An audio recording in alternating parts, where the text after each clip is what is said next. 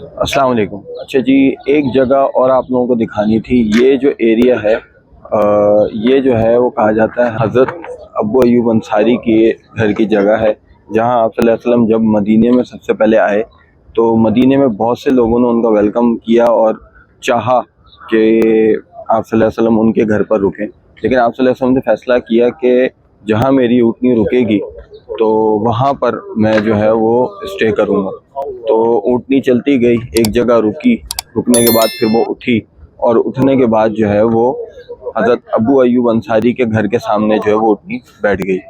तो वो खुशी खुशी आए, उन्होंने सामान उठाया आप सल्लल्लाहु अलैहि वसल्लम को और अपने घर ले गए। उनका जो घर था वो डबल स्टोरी बना हुआ था और उन्होंने आप सल्लल्लाहु अलैहि वसल्लम को जो अपर फ्लोर है वो ऑफ़र किया, जिस पे आप सल्लल्लाहु अलैहि वसल्लम ने कहा कि नहीं, ग्राउंड फ्लोर पर ज़्यादा मुनासिब है क्योंकि मुझसे मिलने लोग वगैरह आएंगे तो तुम्हें तकलीफ़ होगी।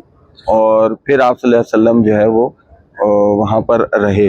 और फिर उसके बाद जो है वो जब वो अबू अयूब अंसारी हज़रत अबू अयूब अंसारी जब ऊपर रहने लगे अपनी वाइफ के साथ, तो वो दिन में तकरीबन 2 वक्त का खाना आप सल्लल्लाहु अलैहि वसल्लम के सामने पेश किया करते थे। और पेश करने के साथ साथ फिर जब आप सल्लल्लाहु अलैहि वसल्लम के खाने के बाद जो कुछ बच जाया करता था उसमें से फिर वो अपनी वाइफ के साथ जो है वो गुजारा किया करते थे।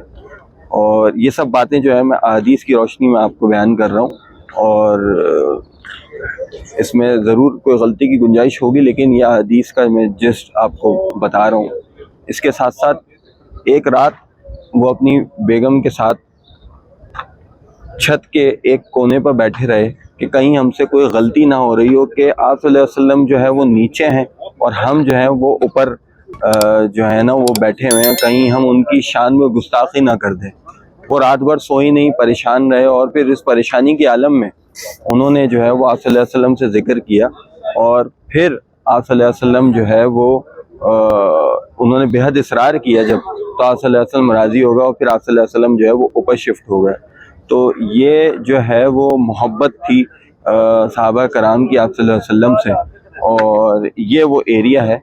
यूजुअली ये एरिया बंद होता है, अगर अब मैं आपको वैसे ही बताऊं, खुलता है बहुत कम खुलता है, लोगों को आगाही नहीं है कि कौन से एरियाज़ हैं। मेरी रिक्वेस्ट है लोगों से जो मदीना और ख़ास तौर पे मक्का आते हैं तो उसके बारे में थोड़ा सा पढ़ कर आएँ ताकि वो इन जगहों को एक्सप्लोर कर सकें और देख सकें, ताकि एक ईमान की ताजगी का एहसास जो है उन्हें ज़्यादा हो।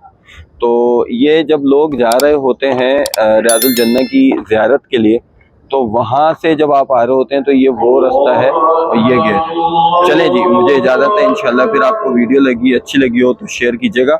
अब ताज्जुद की अज़ान का वक्त हुआ चाहता है।